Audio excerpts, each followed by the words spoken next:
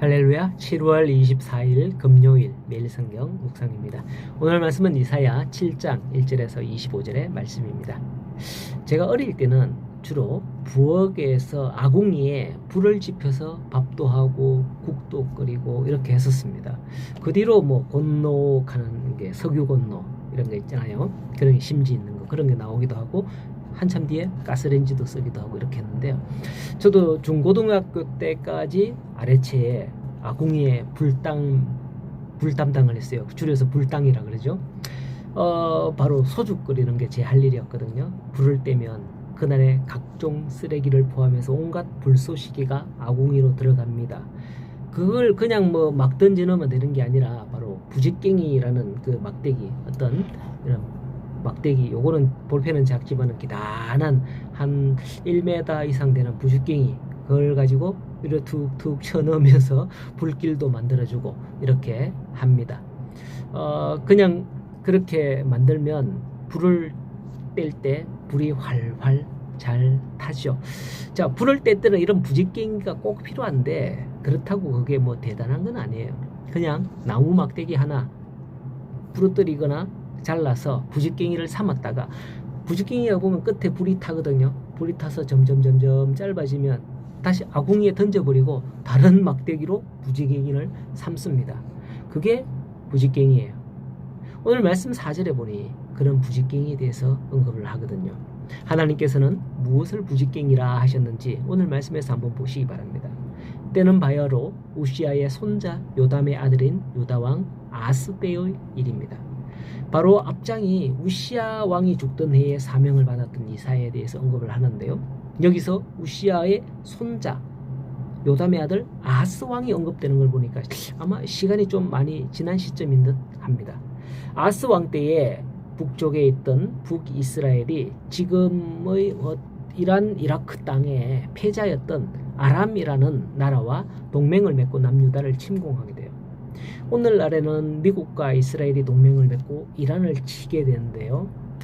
이스라엘과 이란의 적대감은 이렇게 구약시대로까지 거슬러 올라가거든요. 그때부터 지금까지 중동 지역은 항상 전운이 감도는 거죠.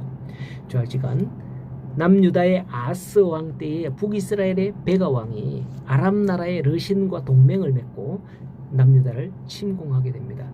그러나 아직 예루살렘을 함락시키지는 못했으나 연합군의 침공으로 말미암아 남유다 백성들과 아하스 왕은 심히 두려움 가운데 처해 있었던 겁니다. 그런데 사실 북이스라엘과 아람은 철천지 원수 사이였습니다. 항상 전쟁을 하던 그런 사이였거든요. 열왕기상 22장을 보면 아합 왕이 나오잖아요. 아합 왕이 아람과의 전쟁에서 패하여서 전사한 것은 매우 유명한 사건이죠. 실로 북이스라엘과 아람은 하나로 연합할 수 없는 물과 기름 같은 사이를 할까요? 그렇다면 결코 연합할 수 없을 것 같았던 북이스라엘과 아람이 연합하게 된 원인이 뭘까요? 그것은 바로 그들이 추구하는 바가 같았기 때문이에요. 당시는 우리나라 고려시대나 조선시대와 같은 삼국시대 같은 그런 형국이었거든요. 중국에서 당나라, 명나라 이런 세력들이 시시각각으로 일어나서 판세가 바뀔 때 여기 붙었다가 저기 붙었다가 하는 그런 때 말이죠. 북쪽에서부터 당시에 이쪽 중동 지역에도 아수르라는 나라가 점점 강성해지고 있는 시기인지라 아람과 북이스라엘이 손을 잡고 아수르를 견제하고자 했고, 남유다는 유다를 치고자 남쪽으로는 남유다를 치고자 했던 거죠. 평소에는 그렇게 철천지 원수지간이던 이 나라들이 추구하는 바가 같기에 둘이 손을 잡고 아수르를 대적하기에 이런 겁니다. 이러한 것을 성경은 악인들에 비유하고 있습니다. 악인들은 자신들의 추구하는 목적을 이루기 위해서 얼마든지 서로 손을 잡는다는 걸 보여줍니다. 예를 들자면 신약시대에 예수님을 죽이고자 하는데 헤롯과 빌라도가 그날에는 서로 친구가 되었다라고 있잖아요. 그리고 유대의 바리새파와 사두개파는 정치에서는 서로 원수지간이었어요. 하지만 예수님을 죽이고자 하는 데는 하나가 되었습니다. 이러한 게 악인들의 모습이죠. 오늘날도 그렇지 않습니까? 지금 양당 있죠. 그 큰 두 당이 서로 철천지 원수같이 대립을 하고 있지만 어떤 다른 목적에 있어서는 하나가 되는 그런 모습들이 종종 나타나는 것, 그런 걸 볼 수 있잖아요. 마찬가지로 이러한 뜻으로 북이스라엘과 아람이 남유다를 침공했지만은 이사야를 통해서 아스에게 주시는 말씀은 4절에 이들은 연기 나는 두 부직갱이의 불관이 두려워하지 말며 낙심하지 말라 하는 겁니다. 바로 불을 때는 부직갱이, 타버리면 언제든지 아궁이에 던져버릴 수 있는 부직갱이에 불과하다는 겁니다.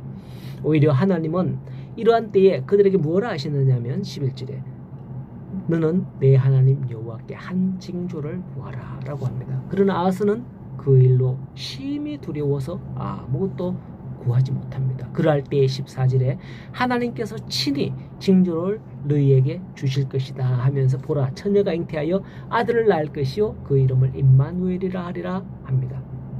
사람은 두려워서 아무것도 할 수 없지만 하나님께서는 이렇게 친히 징조를 주시면서 임마누엘, 그 뜻은 하나님이 우리와 함께 하신다는 말씀이죠. 이렇게 하나님이 함께 하시겠다 하는 징조를 주셨습니다.